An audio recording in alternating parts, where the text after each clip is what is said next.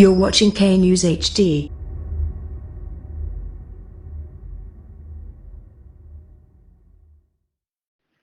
السلام علیکم، آپ دیکھ رہے ہیں کے نیوز چینل۔ وزیر اعظم عمران خان سے معاون خصوصی برائے امور نوجوانان محمد عثمان ڈار کی ملاقات میں معاون خصوصی نے وزیر اعظم کو وزیر اعظم کووڈ-19 ریلیف ٹائیگر فورس میں رضاکارانہ طور پر شمولیت کے حوالے سے اب تک کی پیش رفت سے آگاہ کیا۔ عثمان ڈار نے وزیر اعظم کو بتایا کہ اب تک محض 48 گھنٹوں میں تقریباً 3 لاکھ نوجوانوں کورونا ریلیف ٹائیگر فورس کا حصہ بن چکے ہیں اور یہ سلسلہ نہایت تیزی اور جوش و خروش سے جاری ہے۔